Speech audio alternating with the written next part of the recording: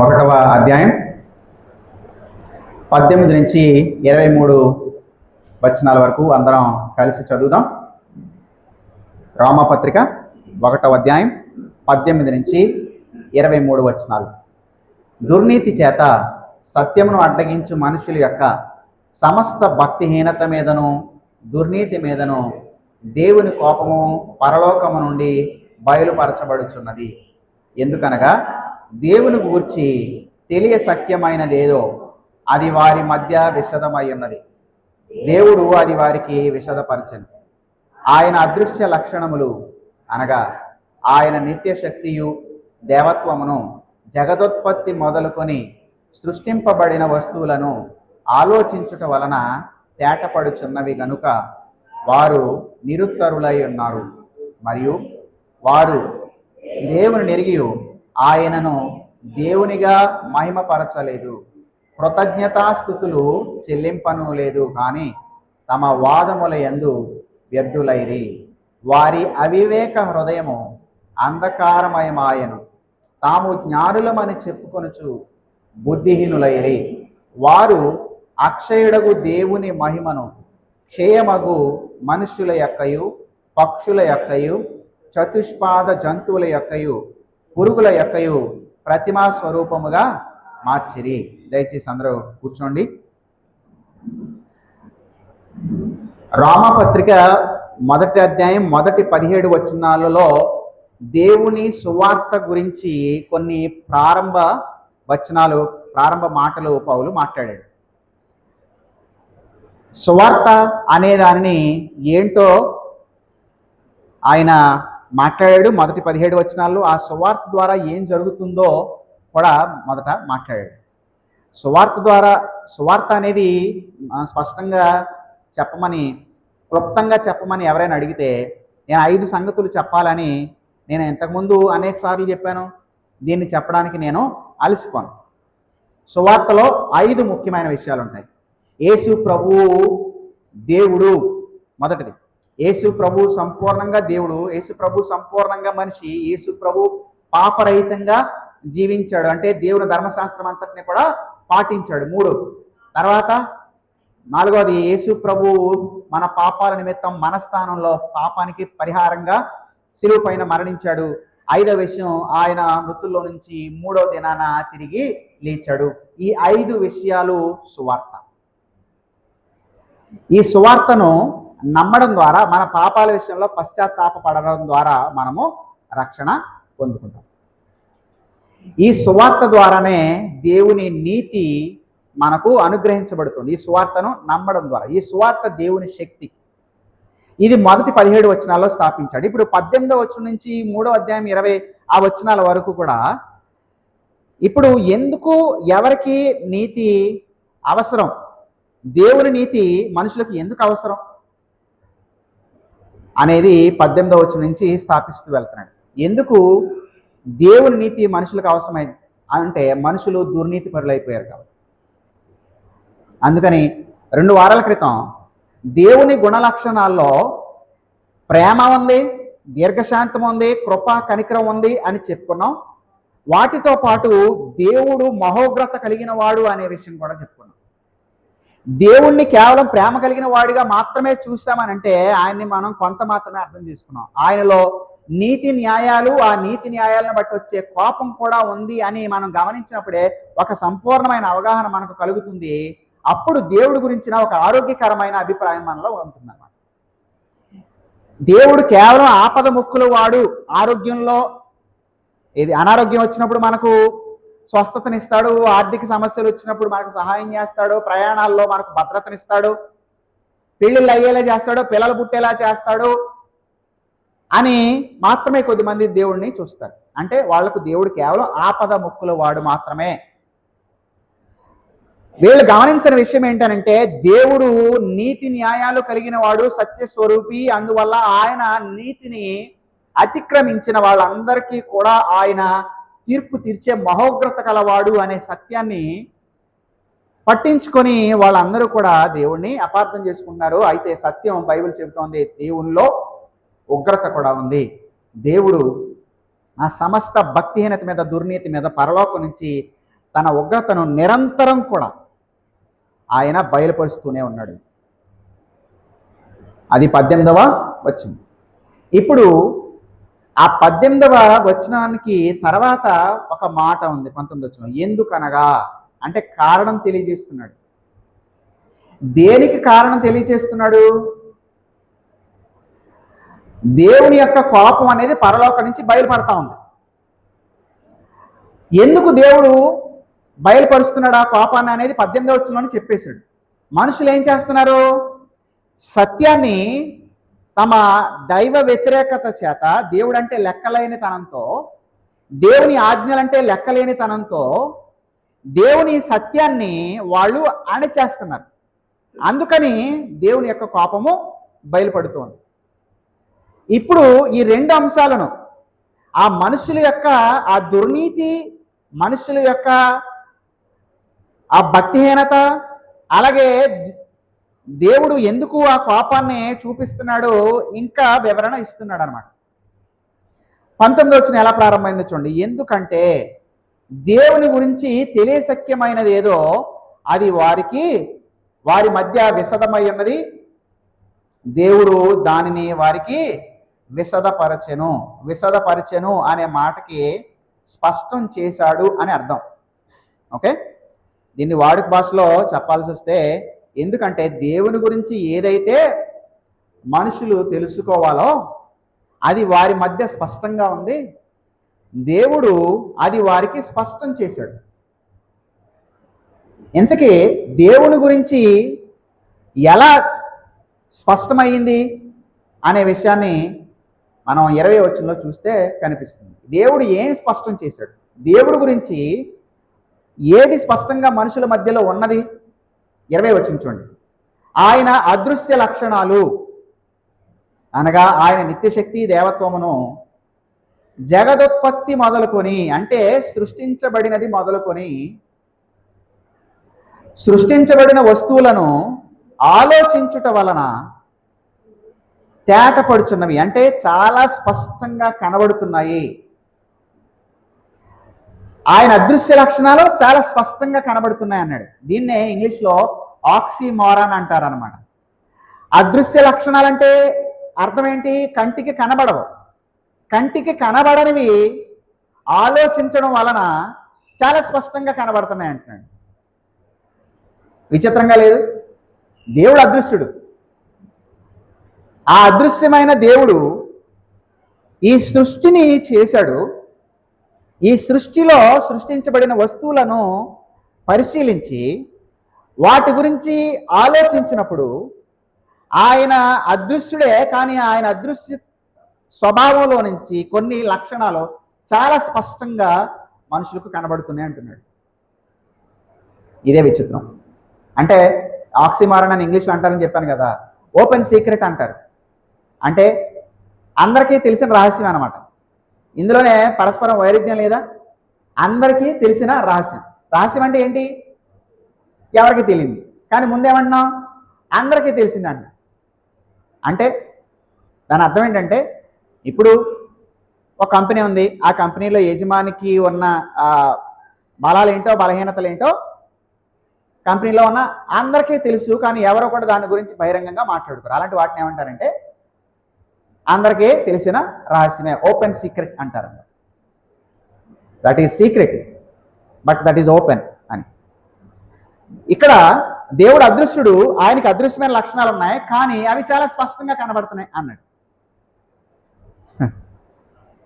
అయితే ఏమేమి అని అన్నాడో చూడండి. ఏమేమి లక్షణాలు, ఆయన అదృశ్య లక్షణాలు కనబడుతున్నాయి? ఆయన అదృశ్య లక్షణాలు అంటే ఏమేమి ఉన్నాయి గమనిస్తే, ఆయన అదృశ్య లక్షణాలు అనగా ఆయన నిత్య శక్తి, దైవత్వము, దేవత్వము అని అన్నాడు. ఈ దేవత్వం అనే పదం కొత్త నిబంధనలో ఇది ఒక్క చోట మాత్రమే రాయబడింది. నిత్యమైన శక్తి, ఆయన దైవత్వము, సృష్టించబడినటువంటి వస్తువుల గురించి మనము ఆలోచిస్తే మనకు చాలా స్పష్టంగా అర్థమవుతాయి అని దేవుడు తన వాక్యంలో చెబుతున్నాడు. ఇప్పుడు గమనించండి, దేవుడు ఈ సృష్టిని చేశాడు. ఈ సృష్టిని చేసిన ఈ సృష్టిలో ఉన్న ఈ వస్తువులను మనము చూడాలి, వాటి గురించి ఆలోచించాం. ఒక సముద్ర తీరానికి వెళ్ళి మీరు నిలబడినప్పుడు ఎగసిపడే ఆ కెరటాలో మీరు ఎంత దూరం చూసినా కూడా కేవలం నీళ్లే కనబడడం, అది మొట్టమొదటిసారి చూసినప్పుడు గుండె జల్లుమంటుంది. అలాగే జరిగింది నాకు. అలాంటి ఒక దృశ్యాన్ని చూసినప్పుడు ఆ సముద్రాన్ని ఆపగలిగిన వాడు ఎవరు, దానికి హద్దులు పెట్టగలిగిన వాడెవడు, అసలు ఎంత భయంకరంగా దాన్ని సృష్టించిన వాడెవడో అనే దాన్ని మనం తలుచుకోగానే ఈ సముద్రమే ఎంత బలంగా భయంకరంగా గుండె జల్లుమనేలాగా కనిపిస్తోందంటే దీనిని సృష్టించిన వాడు ఇంకెంత భీకరుడుగా ఉంటాడో అనే ఆలోచన కలగక మానదు.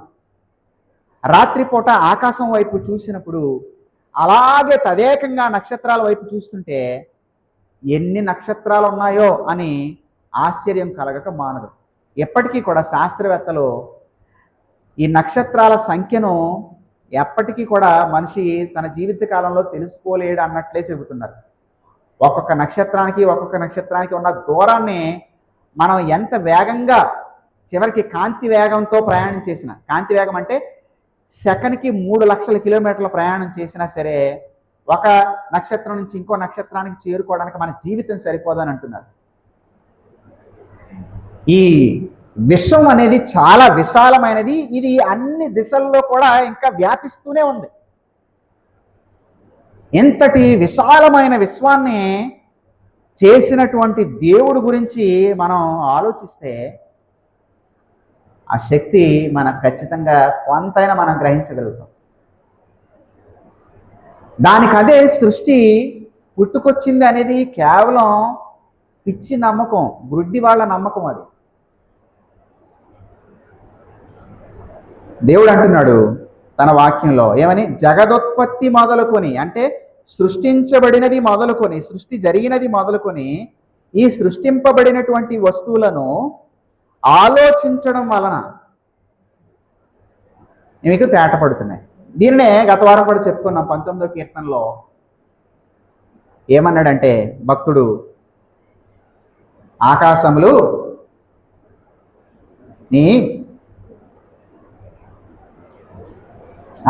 దేవుని మహిమను వివరించుచున్నవి, అంతరిక్షము ఆయన చేతి పనిని ప్రచురపరుచుచున్నది, పగటికి పగలు బోధ చేస్తున్నది, రాత్రికి రాత్రి జ్ఞానము తెలుపుచున్నది. వాటికి భాష లేదు, మాటలు లేవు, వాటి స్వరము వినబడదు. అంటే ఈ సృష్టి ద్వారా దేవుడు గురించిన కొంత సందేశం ప్రకటించబడతా ఉంది. అయితే అది మాటల ద్వారా కాదు. ఎందుకు? సృష్టి మాట్లాడలేదు.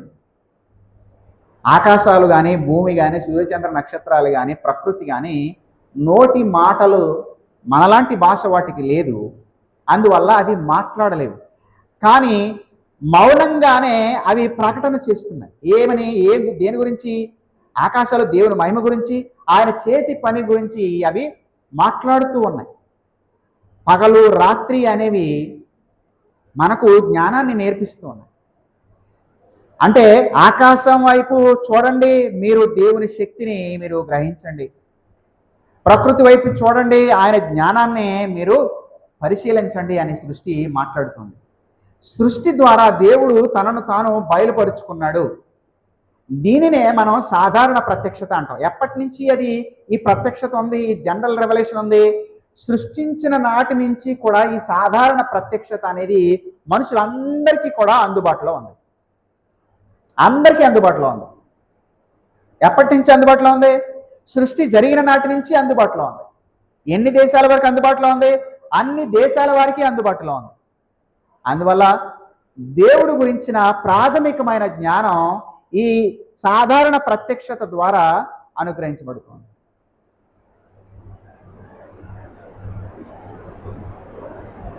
అయితే ఈ సృష్టిని చూసినప్పుడు దేవుడు గురించిన సంపూర్ణమైన అవగాహన మనకు కలుగుతుందా?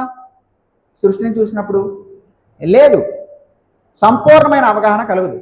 దేవుడు ముగ్గురు వ్యక్తులుగా ఉన్నాడు అనే విషయం ఈ సృష్టిని చూసినప్పుడు అర్థమవుతుందా? చెప్పండి, అర్థమవుతుందా?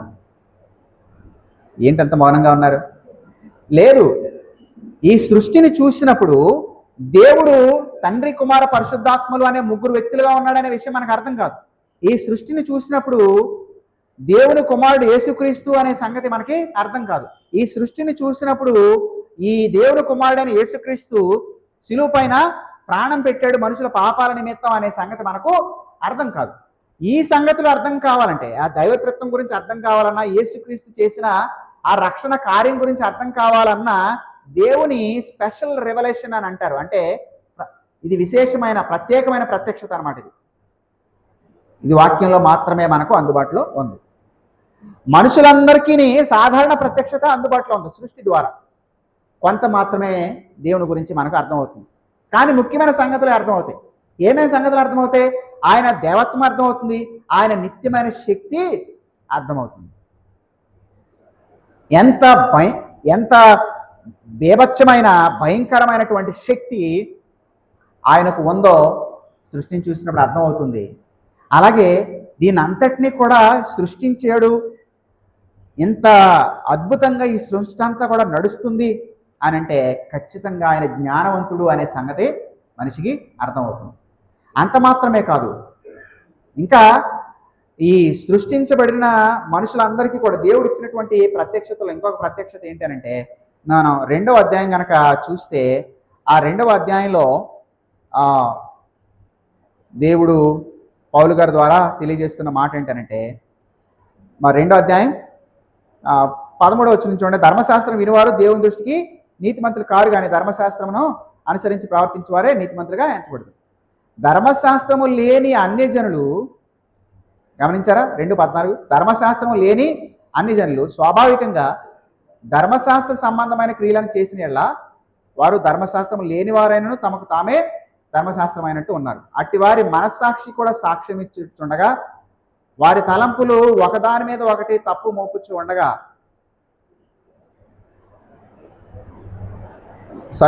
తప్పు మోపుచు లేక తప్పు లేదని చెప్పుచుండగాను ధర్మశాస్త్ర సారము తమ హృదయములందు రాయబడినట్టు చూపుచున్నారు. గమనించండి ఈ మాటని.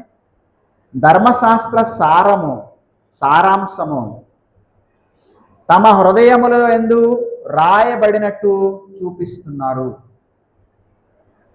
అంటే మనుషులందరి హృదయాల్లో కూడా ఏ రాయబడింది? దేవుని యొక్క ధర్మశాస్త్రం సారాంశము రాయబడింది.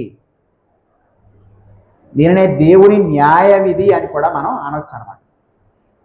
1వ అధ్యాయంలో చూస్తే 1:32లో ఇట్టి కార్యములు అభ్యసించేవారు మరణములకు తగిన వారు అను దేవుని న్యాయ విధిని బాగుగా ఎరిగి ఉండి, దేవుని న్యాయ విధిని బాగుగా ఎరిగి ఉండి అని అన్నాడు. దానిని 2వ అధ్యాయంలో దేవుని ధర్మశాస్త్రము అని అన్నాడు.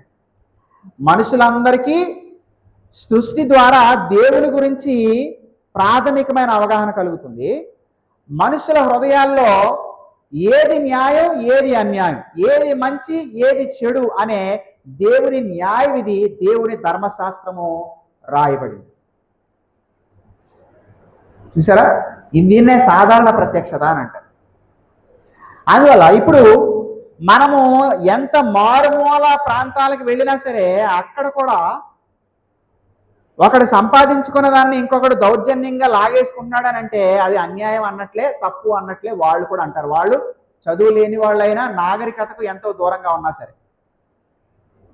అదే సమయంలో మీరు ఎంత మారుమూల గ్రామానికి వెళ్ళి, ఎంత అటవీ ప్రాంతానికి వెళ్ళి చూసినా సరే అక్కడ కూడా వాళ్ళు ఒక చెట్టునో ఒక రాయినో ఏదో ఒక దాన్ని పెట్టుకుని వాళ్ళు దానికి పూజలు చేయడం అనేది మనం చూస్తూ ఉంటాం.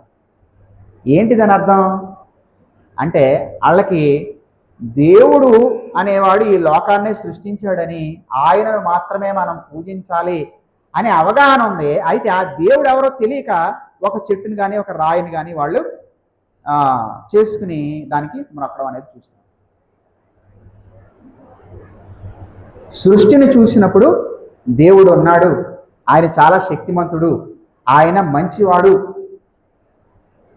అనే సంగతే మనుషులకు సహజంగా అర్థమవుతుంది. అయితే ఇప్పుడు భక్తిహీనులు ఏం చేస్తున్నారు? తమ దుర్నీతి చేత సత్యాన్ని అణచివేస్తున్నారు. దేవుడు లేడు అని బుద్ధిహీనులు చెబుతున్నారు. మనం గత వారం చూసాం. వాళ్ళనే నాస్తికులు అంటారని చెప్పుకున్నాం. 14వ కీర్తన 53వ కీర్తనలో కూడా దేవుడు లేడని బుద్ధిహీనులు అనుకుంటారు, తమ హృదయాల్లో అనుకుంటారు. వాళ్ళు అసహ్య కార్యాలు చేసేవాళ్ళు అని మనం చెప్తాం. దేవుడు లేడు అని చెప్పడానికి కారణం ఏంటి? దేవుడు కనబడట్లేదు, అందుకని దేవుడు లేడు. ఆధారాలు కనబడట్లేదు దేవుడు ఉన్నాడు అనడానికి, అందుకని దేవుడు లేడు అని కొందరు వాదిస్తున్నారు. అయితే వాళ్ళు నమ్మనిది దేవుడు లేడు అని నమ్మడానికి కారణం ఆధారాలు లేక కాదు, వాళ్ళు చెడిపోయిన వారు, అసహ్య కార్యాలు చేసేవాళ్ళు, దేవుడు అంటే లెక్కలేని వారు, హృదయంలో దేవుని యొక్క న్యాయ విధులను ద్వేషించేవారు. అందువల్ల తమ తప్పుడు ప్రవర్తనను వాళ్ళు సరిచేసుకోవడానికి ఇష్టం లేక, దేవుని ఆజ్ఞలకు లొంగిపోవడం ఇష్టం లేకనే అసలు దేవుడే లేడు అని కొట్టిపారేస్తున్నారు కొద్దిమంది. 20వ శతాబ్దంలో అంటే 1920 ఆ కాలంలో బెర్ట్రాండ్ రస్సెల్ అని ఒక పేరు మోసిన నాస్తికుడు ఉండేవాడు. బాధాకరమైన విషయం ఏంటంటే అతను ఏం చెప్పుకుంటాడంటే, నేను 15 సంవత్సరాల వయసు వచ్చే వరకు కూడా నేను కూడా ఒక చర్చికి వెళ్ళిన వ్యక్తినే, క్రైస్తవ కుటుంబంలో పుట్టిన వాడినే. కానీ 15 నుంచి 18 సంవత్సరాల వయసు వచ్చేటప్పటికి నేను నాస్తికుడిగా మారిపోయానని చెప్పాడు. జీవితం అంతా అతను అలాగే నాస్తికుడిగానే బ్రతికాడు. దేవుడు లేడు, యేసు ప్రభు దేవుడు కాదు, బైబిల్ దేవుని వాక్యం కాదు అని తను చాలా స్పీచ్లు ఇచ్చేవాడు, కొన్ని రచనలు చేశాడు. అయితే అతను అలా అతని జీవితాన్ని అసలు ఏంటి అని చెప్పేసి నేను గూగుల్లో కొట్టి చూస్తే వాడికి 4 పెళ్ళిళ్ళు అయినాయి. పెళ్లి చేసుకున్నాడు. 10 సంవత్సరాలు అయిన తర్వాత సడన్గా ఎందుకో నా భార్య మీద నాకు ప్రేమ లేదు అని వదిలేశాడు. రెండో పెళ్లి చేసుకున్నాడు. ఎలా చేసుకున్నాడు తెలుసా? ఇదిగో this is open marriage. Open marriage అంటే మనం పెళ్లి చేసుకుంటాం, పెళ్లి చేసుకున్న తర్వాత నీకు నచ్చినోడితో నువ్వు తిరుగు, నాకు నచ్చినంతో నేను తిరుగుతా అన్నాడు. చేసుకున్న ఆమె అంతకన్నా గొప్పదే. ఈయనతో పెళ్లి చేసుకుని, బెర్ట్రాండ్ రస్సెల్ని పెళ్లి చేసుకుని వేరే వాడికి ఇతర పిల్లలకి అంది. ఇక నీకు నచ్చిన వాళ్ళతో నువ్వు తిరుగు, నాకు నచ్చిన వాళ్ళతో నేను తిరుగుతాను అన్నవాడు చివరికి ఆమెను కూడా వదిలేశాడు. మూడో దాన్ని చేసుకున్నాడు. మూడో దాన్ని చేసుకుని కొన్నాళ్ళకి మూడో దాన్ని వదిలేశాడు. చివరికి 80 ఏళ్ల వయసులో 4 ఆమెనే పెళ్లి చేసుకున్నాడు. సో దేవుడు లేడు అని ఎందుకు కొద్దిమంది వాదిస్తారు తెలుసా? దేవుడు ఉన్నాడు అని చెప్తే కుటుంబానికి కట్టుబడి జీవించాలి కాబట్టి. పరాయి స్త్రీ గురించి, పరాయి పురుషుడు గురించి దేవుడు ప్రభు తన వాక్యంలో అసలు నువ్వు వాక్ చూపుతో చూస్తేనే వ్యభిచారం అనే ప్రమాణాన్ని పాటించాలి కదా. అసలు దేవుడే లేడంటే, క్రీస్తే లేడు, క్రీస్తు దేవుడు కాదు అంటే, బైబిల్ దేవుని వాక్యం కాదనంటే మనం ఎలా అయినా బ్రతకొచ్చు.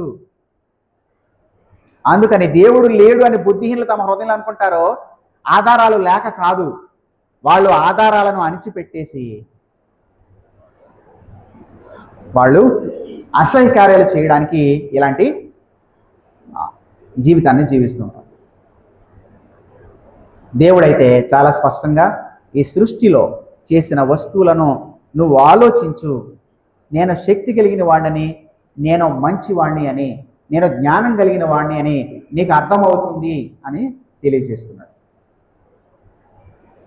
ఒక్కసారి మరలా మీరు వాక్యాన్ని చూడండి. ఆయన అదృశ్య లక్షణాలు 20 వచనం. ఆయన అదృశ్య లక్షణాలు అనగా ఆయన నిత్యశక్తి, దేవత్వమును, జగదుత్పత్తి మొదలుకొని సృష్టింపబడిన వస్తువులను ఆలోచించుట వలన తేటపడుచున్నవి. తేటపడుచున్నవి అంటే ఏంటి అర్థం? స్పష్టంగా కనబడుతున్నాయి. గనుక వారు నిరుత్తరులై ఉన్నారు.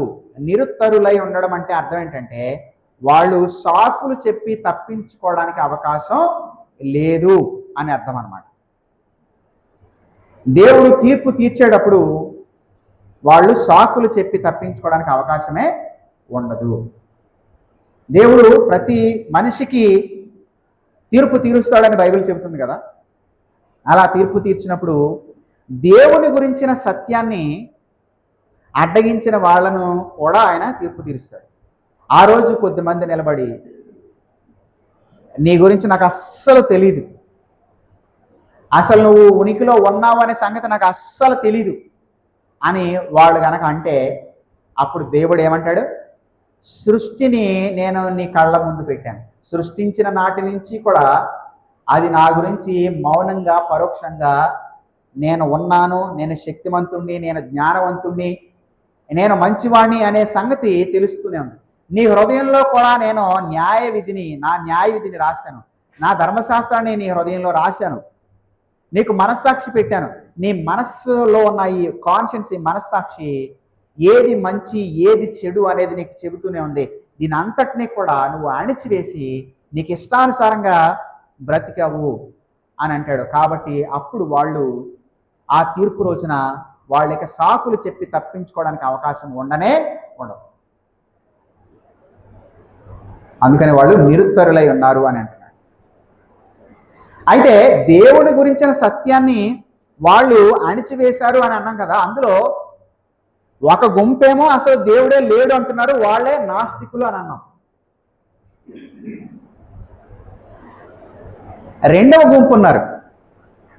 రెండవ గుంపు దేవుడు ఉన్నాడు అని అంటారు, కానీ సృష్టి ద్వారా కనబడుతున్న ఆయన శక్తిని, ఆయన జ్ఞానాన్ని వాళ్ళు పట్టించుకోరు, దాన్ని అణచివేస్తూ ఉంటారు. కాబట్టి వాళ్ళు ఏం చేస్తారో, రెండవ రకమైన గుంపు ఏం చేస్తారట? 20 వచనం చూడండి. మరియు వారు దేవునిని ఎరిగియు, ఈ మాట చెప్పండి, వాళ్ళు దేవుణ్ణి ఎరిగినప్పటికీ ఆయనను దేవునిగా మహిమపరచలేదు. అంటే సత్యాన్ని అడ్డగించే వాళ్ళు ఏమేమి చేస్తున్నారో ఇక్కడ పౌలు గారు 21 వచనం నుంచి 23 వచనం వరకు చేస్తున్నారన్నమాట. అందులో మనకి 6 పనులు వాళ్ళు చేస్తున్నట్టు కనబడుతుంది. మొదటిది చూడండి, 21 వచనంలో మొదటి చూడండి ఒకసారి మీ వాక్యంలో. మొదటిది ఏంటి? వాళ్ళు దేవుణ్ణి ఎరిగినప్పటికీ వాళ్ళు దేవుణ్ణి దేవుడిగా మహిమపరచలేదు. అది సత్యాన్ని అడ్డగించడం వాళ్ళు చేస్తున్న పాపం. రెండవది, కృతజ్ఞతాస్తుతులు చెల్లించలేదు. వీటి అర్థాన్ని చెబుతాలేండి, అది రెండవది. కానీ తమ వాదముల యందు వ్యర్థులైరి అని ఉంది. అక్కడ వాదములు అనే దానికంటే కూడా మనం ఏం చెప్పొచ్చు అంటే, వాళ్ళ ఆలోచనల్లో వాళ్ళు పూర్తిగా బుద్ధిహీనులైపోయారు. దే బికేమ్ ఫూల్స్, మూర్ఖులు, బుద్ధి లేని వాళ్ళు అయిపోయారు. అది మూడవది. నాలుగవది, దేవుడి సత్యాన్ని అడ్డగించడం ద్వారా ఫలితంగా ఏమొచ్చింది? నాలుగవది చూడండి, 22 వచనంలో, వారి అవివేక హృదయము అంధకారం అయ్యింది. అంధకారం అవడం అంటే ఏంటి? చీకటి అయిపోయింది. అసలు అది పనికిమాలిన హృదయం అన్నాడు. అవివేకము అంటే ఏంటి? పనికిమాలింది, బుద్ధి లేనిది అని. వాళ్ళ బుద్ధి లేని హృదయము చీకటి అయిపోయింది. అది నాలుగవది. ఐదవది ఏంటి? తాము జ్ఞానులము అని చెప్పుకుంటూ బుద్ధిహీనులు అయ్యారు. ఇలాంటివి అప్పుడప్పుడు మనకి ఇలాంటి పరిస్థితులు ఎదురవుతాయి కదా. చాలా తెలివైన వాడిని ఆయన డబ్బా కొట్టుకున్నవాడు సడన్గా ఏదో ఒక పిచ్చి మాట మాట్లాడితే అందరూ నవ్వుకుంటారు. ఇక్కడ దేవుడి గురించిన సత్యాన్ని, దేవుడు సృష్టి ద్వారా తెలియజేసినటువంటి సత్యాన్ని అణిచివేయడం వలన కొద్దిమంది వ్యక్తులు ఎలా తయారు? మేము చాలా తెలివైన వాళ్ళము అని చెప్పుకున్నారు, కానీ వాళ్ళు బుద్ధి లేని వాళ్ళు అయిపోయారు. అది ఐదవది. ఆరవది, అక్షయుడగు దేవుని మహిమను జంతువుల మనుషుల రూపానికి మార్చేశారు. క్షయమైపోయే జంతువుల రూపానికి వాళ్ళు మార్చేశారు. ఇవి దేవుని సత్యాన్ని అడ్డగించడం వలన మనుషులు చేస్తున్నటువంటి 6 భిన్నమైనటువంటి క్రియలు. దేవుని ఉగ్రత ఎందుకు వస్తుందంటే, దేవుని సత్యాన్ని అడ్డగించి దేవుడు సృష్టి ద్వారా తన గురించి తెలిసిన కొంత సమాచారం, కొంత సత్యాన్ని వాళ్ళు అణచివేసి ఈ 6 పనులు చేస్తారు. అందుకని దేవుడు తన ఉగ్రతను పరలోకం నుంచి నిరంతరం కూడా చూపిస్తూనే ఉన్నాడు. ఈ 6 పనులు ఏంటో ఒక్కొక్కటి మనం క్లుప్తంగా మనం చూద్దాం. మొదటిగా వాళ్ళు దేవుడి సత్యాన్ని అడ్డగించడం వల్ల ఏం చేస్తారు? దేవుణ్ణి ఎరిగినా వాళ్ళు దేవుణ్ణి దేవునిగా మహిమపరచలేదు అని. అంటే దేవుణ్ణి దేవుడిగా మహిమపరచడం అంటే అర్థం ఏంటంటే, దేవుడు శక్తి కలిగిన వాడని, దేవుడు జ్ఞానం కలిగిన వాడని, దేవుడు మంచివాడు అని మన సృష్టిని చూస్తే అర్థమవుతుంది. కాబట్టి ఇప్పుడు దేవుణ్ణి దేవుడిగా మహిమపరచడం అంటే అర్థం ఏంటంటే, దేవా నువ్వు ఈ లోకమంతటినీ కూడా సృష్టించిన వాడువు, అందుకని నీకు స్తుతులు. నువ్వు అనంతమైన శక్తి కలిగిన వాడువు, నిత్యమైన శక్తి కలిగిన వాడువు, నీకు స్తుతులు. నీకున్నటువంటి జ్ఞానం అపరిమితమైనది, నీకు స్తుతులు. అలాగే నువ్వు మంచివాడవు. మంచివాడు అనే సంగతి ఎలా తెలుస్తుంది? సృష్టిని చూస్తే తెలియదు, కానీ మన అంతరంగాలలో దేవుడు తన ధర్మశాస్త్రపు విధులను రాయించాడని 2:14 చూసాం. అలాగే దేవుడి న్యాయ విధి తెలుసు వాళ్ళకి అని 1:32 చూసాం. కాబట్టి మనసులో మంచి చెడుల గురించిన ఆ విచక్షణను దేవుడు ప్రతి మనిషి హృదయంలోనూ రాయించాడు కదా. కాబట్టి ఆ ధర్మశాస్త్రపు విధులను బట్టి ఏం తెలుస్తుంది అంటే దేవుడు మంచివాడు అనే సంగతి తెలుస్తుంది. సో దేవుడు మంచివాడు, దేవుడు అపరిమితమైన శక్తి కలిగిన వాడు, దేవుడు అనంతమైనటువంటి ఆ జ్ఞానం కలిగిన వాడు అనే దానిని బట్టి దేవుణ్ణి ఆయనను స్తుతించాలి. అయితే సత్యాన్ని అడ్డగించే మనుషులు దేవుణ్ణి దేవుడిగా స్తుతించట్లేదు. 2, దేవుణ్ణి దేవుడిగా స్తుతించలేదు అని అన్నాడా? దేవుణ్ణి ఎరిగియు ఆయనను దేవునిగా మహిమపరచలేదు. సో ఇక్కడ మహిమపరచడం అనే మాటకు అర్థం ఏంటి? దేవుని యొక్క గుణలక్షణాలను వర్ణిస్తూ ఆయనను కొనియాడడం, ఆయనను పొగడడం, అది ఆయనను మహిమపరచడం. ఇప్పుడు 2వ మాట ఉంది, కృతజ్ఞతాస్తుతులు చెల్లించలేదు.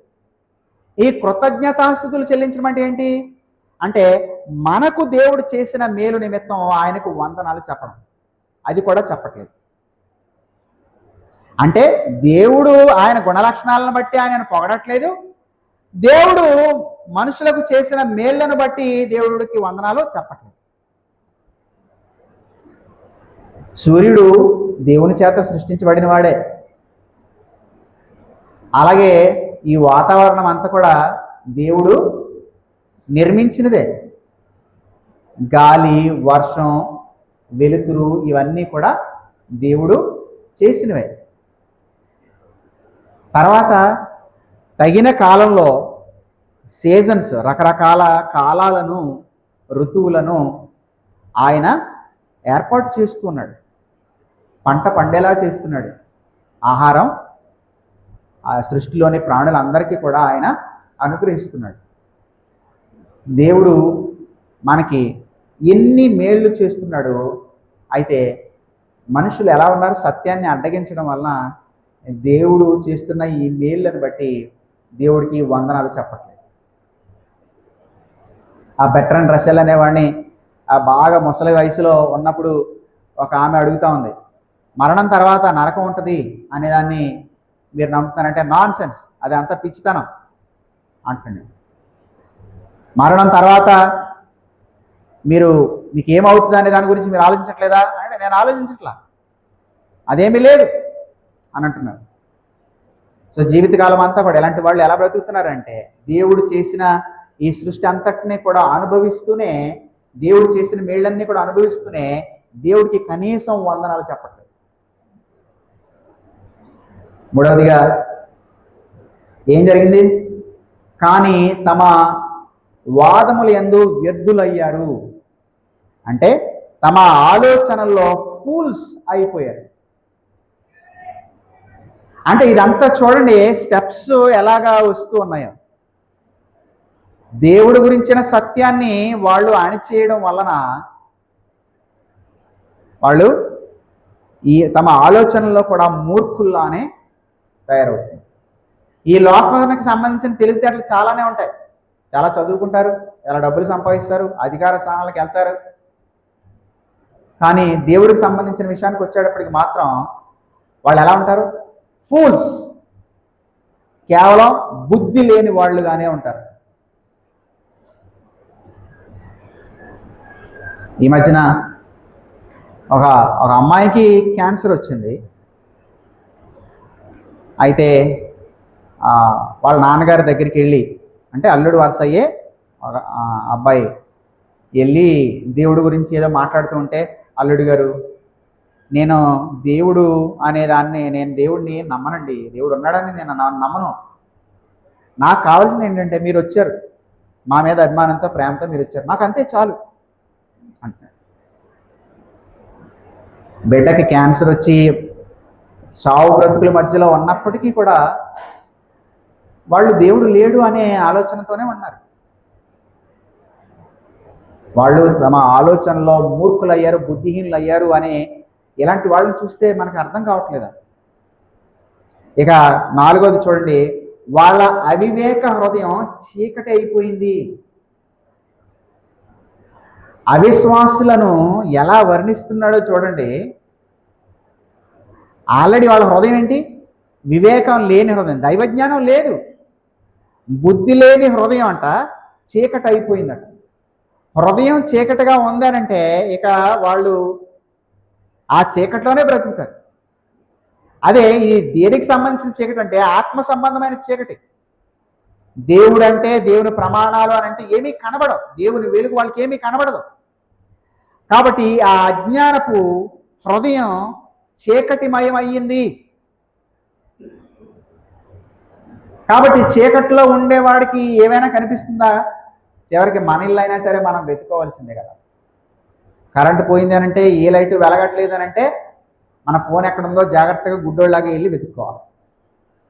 ఆ ఎగ్గిపెట్టి ఎక్కడుందో తడువులాడుకుంటూ ఈలోపు మళ్ళీ దేనైనా గుద్దేస్తామేమో అని చెప్పి తలుపు ఈదరుకుంటుంది అని మనకు తెలుసు, అయినా కూడా మనం గుడ్డివాళ్ళలాగా వెళ్తాం.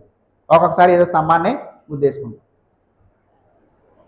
సో భౌతికమైనటువంటి చీకటి, దాని పర్యవసానాలు మనకు తెలుసు. కానీ ఇక్కడ అవివేక హృదయం అంధకారమైంది, అంటే హృదయంలో ఆత్మ సంబంధమైనటువంటి చీకటి.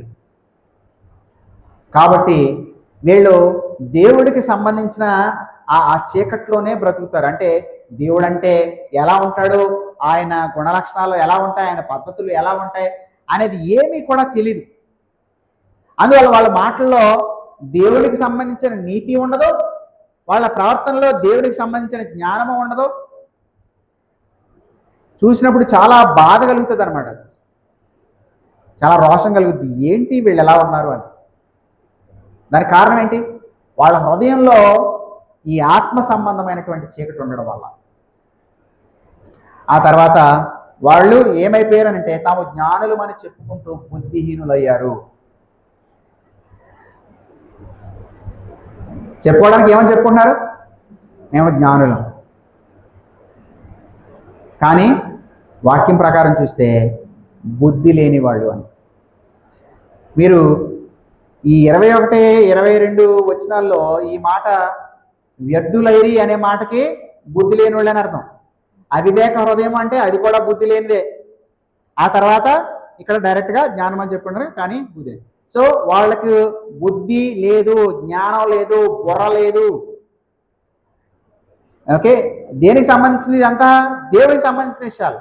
లోకపరంగా అయితే వాళ్ళు చాలా డిగ్రీలు చదివిన వ్యక్తులు అయ్యి ఉండొచ్చు, కానీ దేవుని పరంగా చూస్తే వాళ్లకు బుద్ధి జ్ఞానం ఏమీ లేదు. కారణం ఏంటి? దేవుడి గురించిన సత్యాన్ని వాళ్ళు అడ్డగించడం. చివరికి ఈ అజ్ఞానం వల్ల ఏం చేస్తున్నారు అంటే 23వ వచనంలో వారు అక్షయుడగు, ఆ పదం చూడండి, అక్షయుడగు దేవుని మహిమను. అక్షయత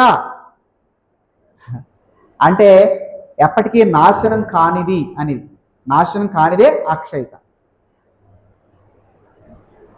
దేవుడు ఎలాంటి వాడు అంటే ఎన్నటికీ కూడా నాశనం కానివాడు, ఎన్నటికీ లయం కానివాడు దేవుడు. అలాంటి అక్షయుడైన, అంటే ఎన్నటికీ కూడా మరణించని, నాశనం కాని, లయం కానటువంటి ఆ దేవుని యొక్క గొప్పతనాన్ని ఈ బుద్ధిహీనులైన వాళ్ళు, అజ్ఞానులైన వాళ్ళు ఏం చేశారట? క్షయమైపోయే మనుషుల, క్షయమైపోవడం అంటే ఏంటి అంటే ఇప్పుడే చెప్పుకున్నాం. మనుషులకి ఏం జరుగుతుంది మనం చూస్తూనే ఉన్నాం. మనుషులు పుడుతున్నారు, ఎదుగుతున్నారు, చనిపోతున్నారు, చివరికి మట్టిలోనే కలిసిపోతున్నారు. ఇలా క్షయమైపోయే మనుషుల రూపంలోనికి మార్చేశారు.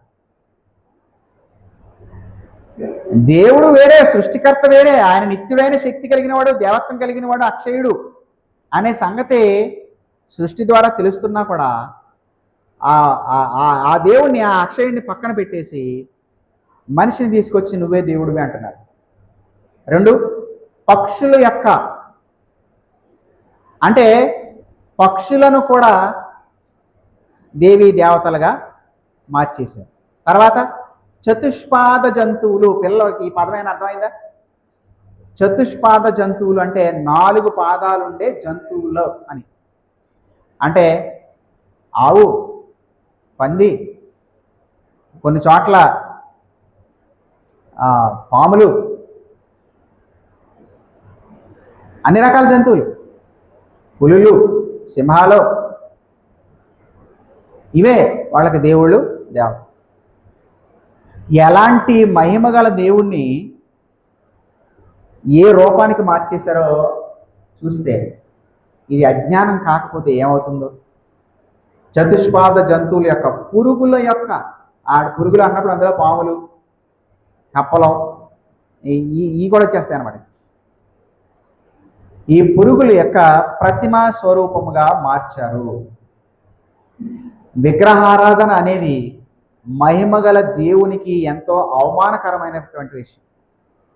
పాత నిబంధనలో పదే చెబుతున్న విషయం ఏంటంటే, ఒక మనిషి ఒక చెట్టును నరికి దాన్ని ఒక అందమైన బొమ్మగా దానిని చెక్కి దానికి రంగులేసి దానికి బంగారం లాంటివి తాపడం చేసి దాన్ని ఒక చోటకి మోసుకెళ్ళి ఒక చోట దిగ్గొట్టి దాన్ని నిలబెట్టి అంత అయిపోయిన తర్వాత దాని కాళ్ళ మీద పడి నువ్వే నన్ను చేశావు అంటున్నాడు మనిషి.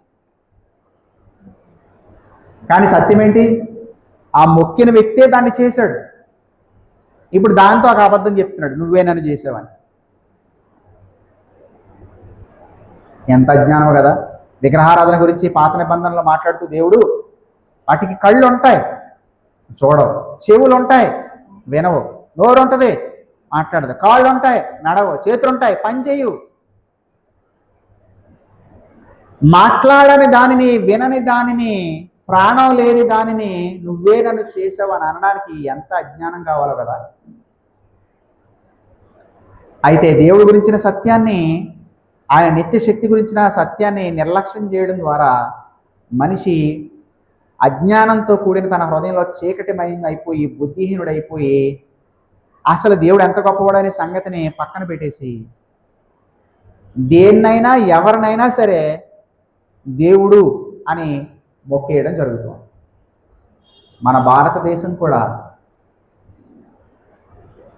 దీంట్లో ఆరితేరిపోయింది కదా. ఒకప్పుడు మనలో చాలామంది కూడా ఇలా మనుషుల్ని దేవుళ్ళుగా కొలిచాం, జంతువుల్ని కూడా దేవునిగా కొలిచాం. అలాంటి అనుభవాలు మనకు కూడా ఉన్నాయి. బొమ్మలకు మొక్కిన వాళ్ళమే మనం కూడా. ఒకప్పుడు మనం కూడా అవివేకమైన హృదయంతో, అంధకారమైన హృదయంతో, అజ్ఞానంతో మనం కూడా ఈ విధంగానే చేసాం.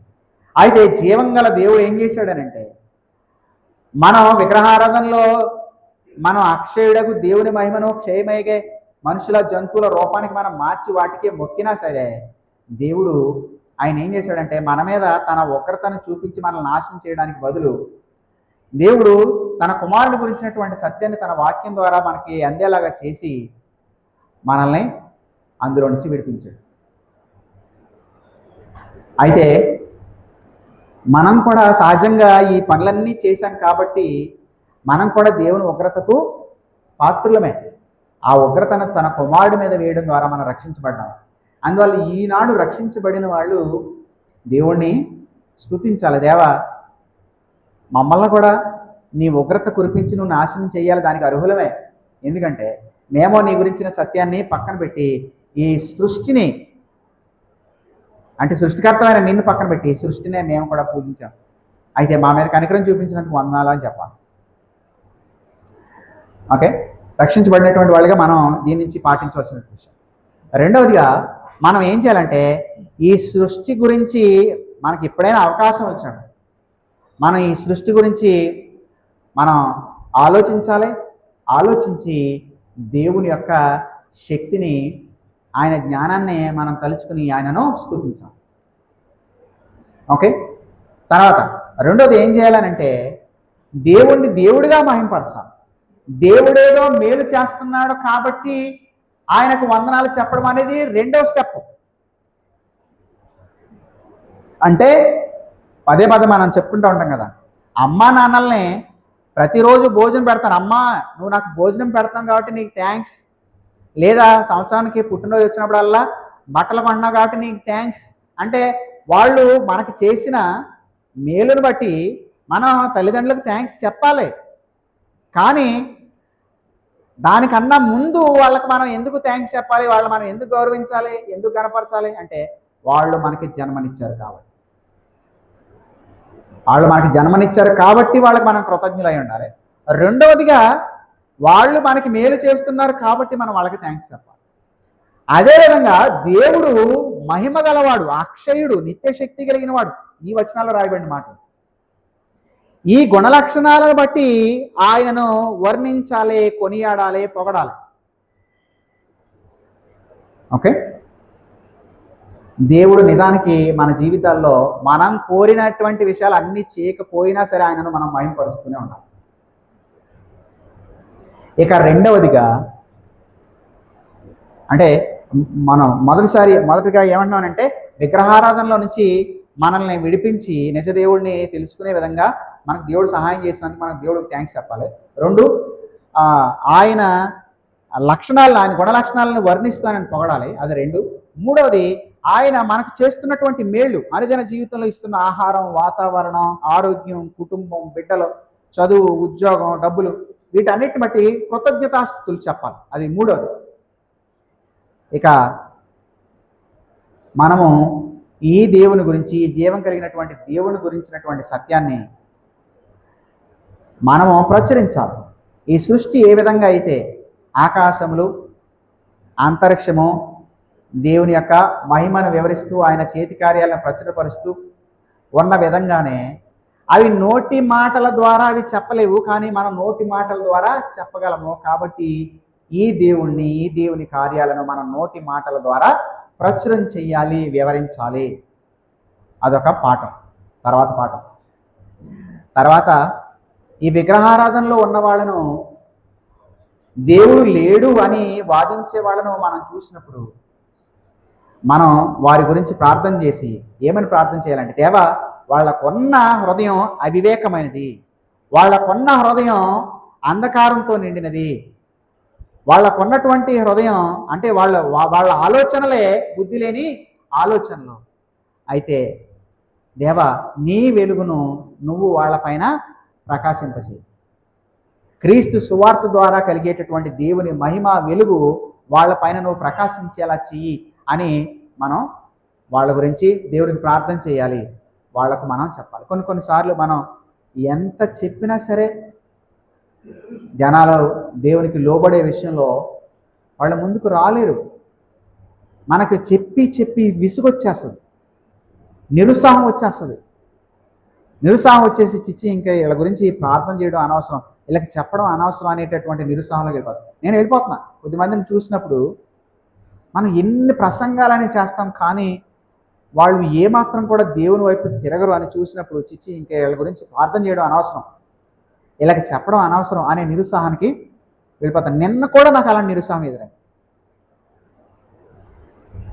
అయితే నేను మనసులో ఇలా నిరుత్సాహానికి గురి కాకూడదు. దేవుడు నేను రక్షించబడే వరకు నా విషయంలో దీర్ఘశాంతం వహించాడు, వీళ్ళని రక్షించుకునే వరకు వాళ్ళ విషయంలో కూడా దేవుడు దీర్ఘశాంతం వహిస్తున్నాడు. కాబట్టి నేను కూడా దీర్ఘశాంతం వహించి దేవుని వాక్యపు శక్తి, సువార్త శక్తిని నేను నమ్ముతాను. అవకాశం దొరికితే వాళ్ళకి సువార్త ప్రకటిస్తాను. ఎందుకంటే ఒక్కసారి కనుక ఆ సువార్త శక్తి వాళ్ళని రక్షించిందంటే ఇక మనం వద్దు అన్నా సరే వాళ్ళు రాకుండా ఉండలేరు. వాళ్ళు వద్దు అన్నా సరే దేవునికి లోబడకుండా వాళ్ళు ఉండలేరు. సో ఏం మారాలి? ముందు ఏం మారాలి అంటే వాళ్ళ హృదయం మారాలి.